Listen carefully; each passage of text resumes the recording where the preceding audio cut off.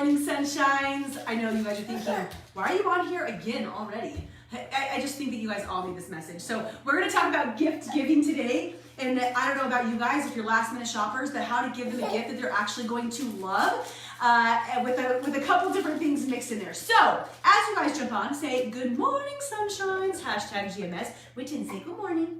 Say good morning, right?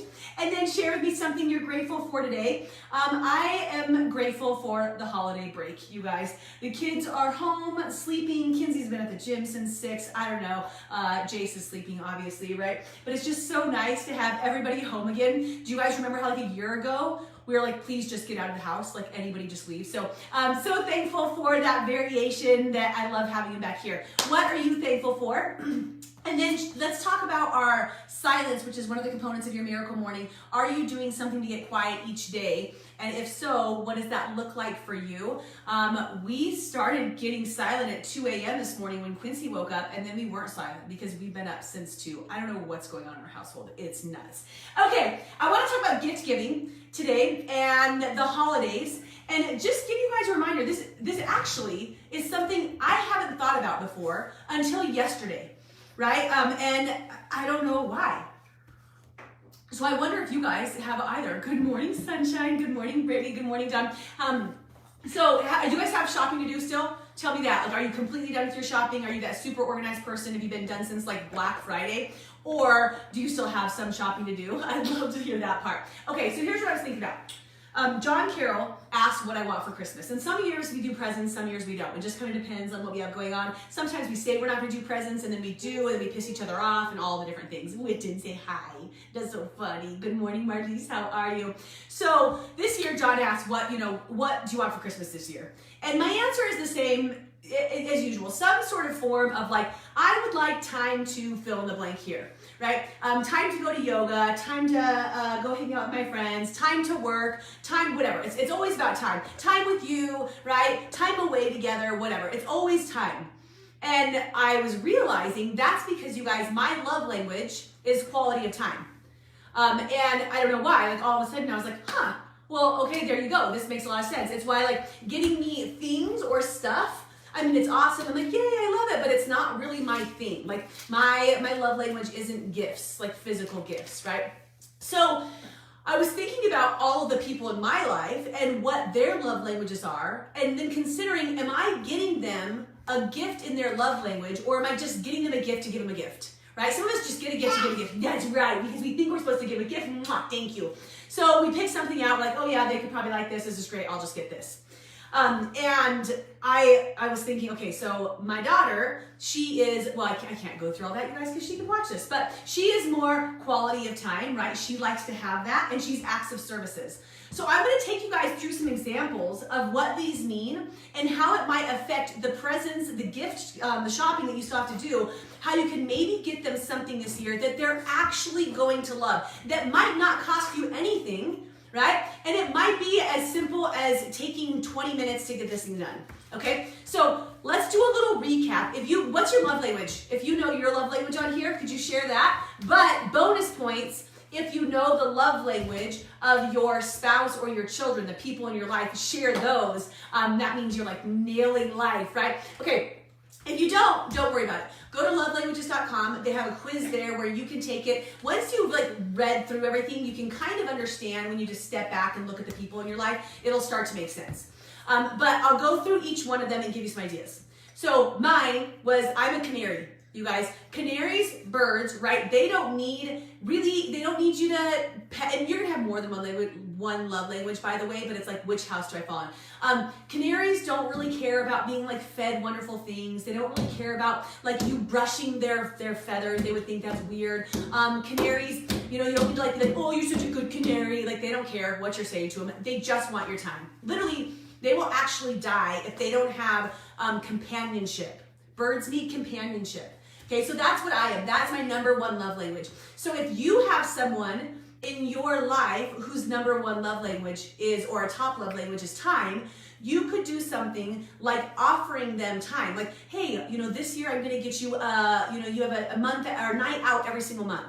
go out with the girls and just have time, right, to be with them. I'm gonna give you a time with like, we're at like maybe a trip to the mountains with just you and I, so we have quality time together, right? I'm gonna give you every Sunday, we're gonna turn off all technologies and just spend that quality time together. You don't even have to buy anything, you guys, to give time, right? It could literally just be that. And here's something, well, I'll say that in a second. All right, so that's idea number one. Or let's say somebody is a puppy dog, right? Puppy dogs, they need compliments, encouragement, right? You think about it, right? Puppy dog, oh, you're such a good boy, you're such a good boy, and then the tail wags and he gets all excited, and it doesn't matter like what's going on, but oh, you're such a good boy, you're so nice, you're so pretty girl, right? This is how people talk to their dogs. Good morning, sunshine. And I know, see that? If that's someone in your life, right? If you have some puppy dogs, like my husband is a puppy dog, he likes compliments, right? That feels good to him. You could do something as simple as writing a letter of all of the different ways and things that you appreciate about them, right? All of the ways they contributed to the family in 2021, all of the things they did to take a stand for you, and just put your words on paper and give them something like that. Or maybe it's a card, but literally it could just be a letter.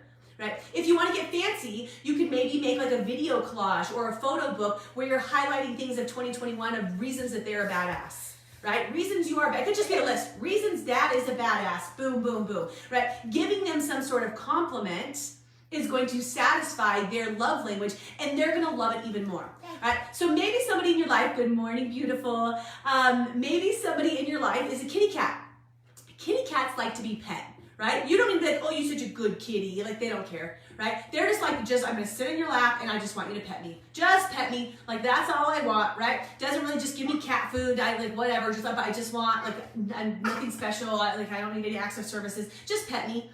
All right? So, and you guys that are just jumping on, if you know your love language or the people in your lives, share that. Super curious. Okay. So, the kitty cats out there, right? If you have a kitty cat in your life, you could give them a coupon. One of my favorite presents ever. My son always does this for me. He makes a little coupon book. Still, you guys, he's 15. Makes a little coupon book for foot massage, for back tickles, for playing with your hair.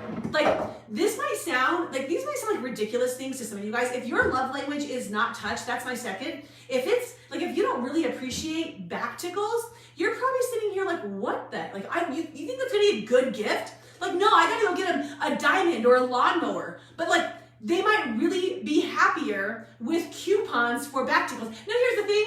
If you're gonna do that, like actually follow through. Don't just act like you're gonna do it, right? Say, oh yeah, I'm gonna give you a 30-minute massage, and then you know what happens. You don't actually end up getting the massage. You guys know what I'm talking about, right? So actually giving them something along that. And if you're like, well, I don't know how to massage, that's not my thing. It could still be, I'm gonna give you a monthly massage membership at, wherever.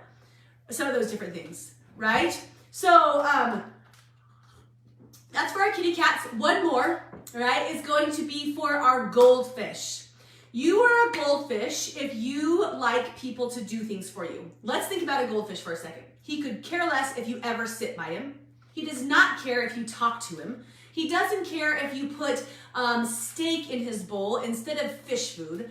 He just wants you to continuously make sure, like, in order to stay alive, all he needs to do is be fed, right? Just put in his fish food, like he just needs that one little act of service, right? Clean my bowl out, put it in food. Clean my bowl out, put it in food. That's gonna be your goldfish, acts of services. These people like things to be done for them, right? This is my daughter, she's also an acts of service. So, if for me, a great gift would be like, you don't have to do the trash for 2 weeks. You'd be like, yes, winning. Like, I love that gift, right?